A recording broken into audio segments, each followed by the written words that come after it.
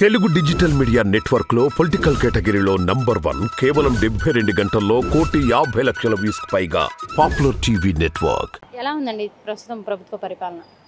చాలా బాగుంది. జగన్ గారు చాలా పథకాలు అన్నీ కూడా ఇంటింటికి వస్తాం, మహిళా వాళ్ళకు కానీ ముసలోళ్ళకి కానీ చాలా వరకు బాగుంది. కొన్ని మిస్ అవి కామను, ఏ గవర్నమెంట్ ఉన్నా కొన్ని మిస్సెస్ కామన్, అది కామన్ వర్షన్. మళ్ళీ కంపల్సరీ జగన్ గారే వస్తారు. ఎందుకని కంపల్సరీ జగన్ గారే వస్తారనుకుంటున్నారు? ఎందుకు? జనాలకి ఇలా డబ్బులు ఇచ్చారు కాబట్టి, సంక్షేమ పథకాలు ఇచ్చారు కాబట్టి, అంటే డబ్బులు ఇచ్చారని ప్రతిపక్షాలు అంటున్నారు. మా వర్షన్ అంటే సంక్షేమ పథకాలని మేము చెప్తున్నాము, జనాలకు డబ్బులు ఇచ్చేశారు, సోమరిపోతులను చేశారని ప్రతిపక్షాలు అన్నారు. కేవలం డబ్బులు ఇచ్చారు కాబట్టే మళ్ళీ జగన్ గారు గెలుస్తారు అనుకుంటున్నారా? అలా డబ్బులు వాళ్ళు ఇచ్చారుగా, పెన్షన్ అప్పుడు వాళ్ళు ఇచ్చారు. అప్పుడు జగన్ గారిని చూసి ఆయన 2,000 పెంచాడు. అప్పుడు దాకా నీకు పెన్షన్ 1000 రూపాయలే కదా, జగన్ గారు చూసి పెన్షన్ పెంచాడు. ఇప్పుడు ఒకళ్ళని చూసి కాపీ కొడతాం కాదు కదా, ఆయన సొంత యూనిట్గా చేస్తున్నాడు. ఇప్పుడు జగన్ గారు మళ్ళీ ఈయన పెంచారని మళ్ళీ జగన్ గారు పథకాలు పెంచారు. మళ్ళీ ఎవరికి కూడా అందరికీ ఇంటి చంద్రబాబు నాయుడు ఉన్నప్పుడు ఇంటింటికి వచ్చి వాలంటీర్స్ వ్యవస్థ లేదు, సచివాలయం వ్యవస్థ లేదు. ఈరోజు ఇంటింటికి నీకు రేషన్ బియ్యం వస్తుంది. ఈరోజు నీ ఇంటింటికి వచ్చి ఇస్తున్నారు, నీ పథకాలన్నీ ఇంటింటికే. ఈరోజు ఒక కార్పొరేటర్కి ఎమ్మెల్యేకి లేని పవరు జగన్ గారు ఒక వాలంటీర్కి ఇచ్చారు.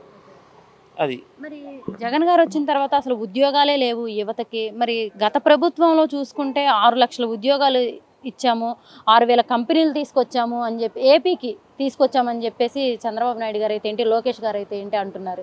దానికి మీరేం చెప్తారండి?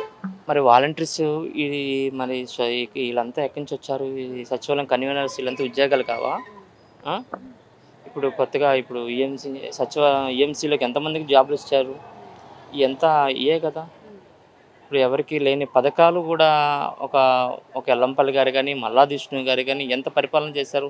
ప్రతి డివిజన్ డెవలప్మెంట్ డివిజన్. ఈరోజు ఇక్కడ రోడ్లు లేవన్నారు, ఎక్కడ రోడ్లు లేవు, ప్రతి చోట రోడ్డు ఉంది. ఇప్పుడు నేను 1వ డివిజన్లో జరిగింది. 1వ డివిజన్ సెంట్రల్ కాన్స్టిట్యూన్సీ మల్లాదిష్ణు గారు అండర్ డ్రైనేజ్ గురించి శంకుస్థాపన చేశారు.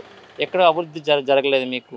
ఓకే, ఇక్కడే కాకుండా ఏపీ మొత్తంలో చూసుకుంటే అసలు అభివృద్ధే లేదు. ఐటీ కంపెనీలు తీసుకురాలేదు.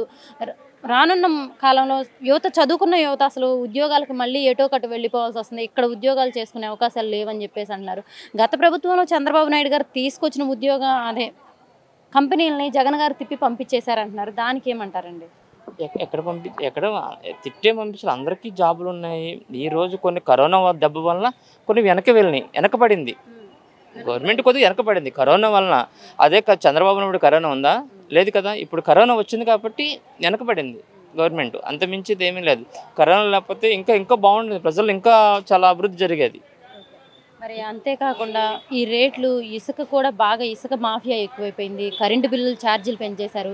ప్రజలకి 10 రూపాయలు ఇచ్చేసి 100 రూపాయలు దోచుకుంటున్నారని చెప్పేసి అంటున్నారు. దానికి ఏమంటారండి?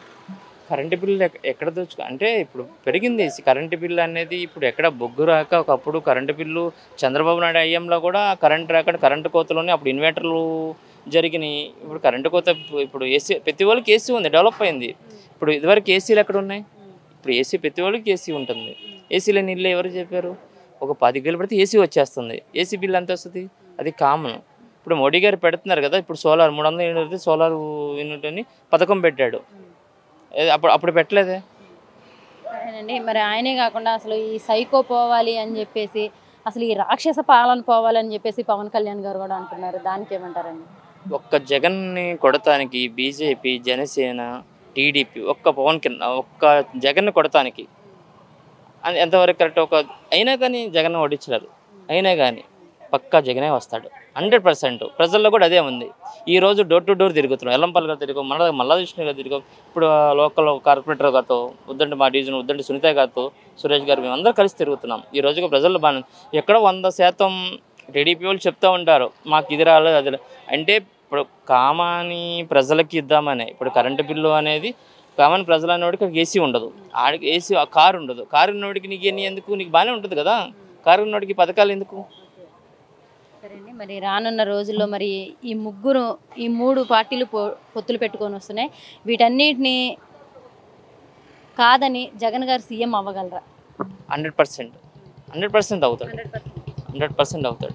వాళ్ళ ముగ్గురు కలిసిన 70 సీట్లు కొడతారు. 105 సీట్లు కన్ఫర్మ్ సీట్లు కొడతారు.